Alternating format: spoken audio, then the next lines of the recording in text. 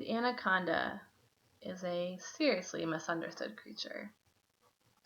Movies have been made, dances have been made about this snake. The snake is very powerful. It is able to kill by constricting so much that what it's constricting is crushed underneath its weight, which is pretty crazy. And when we come face to face with things that are so powerful, sometimes it is tempting to turn the power into something to fear. And the history of the anaconda goes back to a time when they could actually fly. They used to have wings. See, they would fly from place to place, from planet to planet. They were actually really powerful creatures that some mistook for dragons. And one in particular would fly from place to place. Her favorite thing to do was to go to a new place and just hide in the shadows, just see what was going on. She would make new friends with people that would come up to speak with her.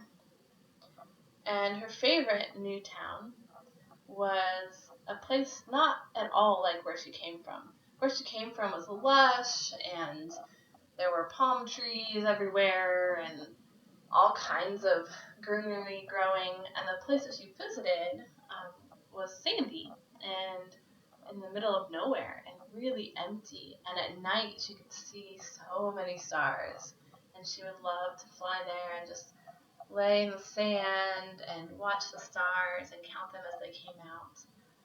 But then one day she was discovered, and they were afraid. The people were afraid of this creature with massive wings and a huge winding body.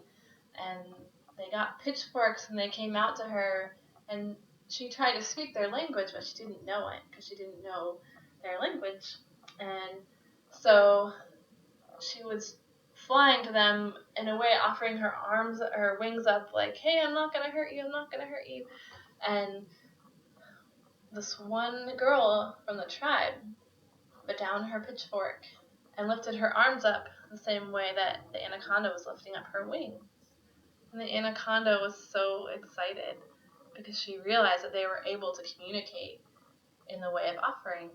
And so as the anaconda offered her wings and the little girl lifted up her hands, the little girl knew that it was all right. She turned around to the tribe and said, hey, tribe, it's okay.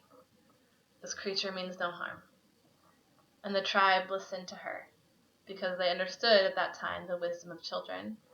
And so the little girl went up to the anaconda, and the anaconda enfolded the girl in her wings. And together, they decided to take a trip. So with the permission of the elders and the tribe, the little girl climbed on the back of the anaconda, and they flew back to the world that the anaconda came from.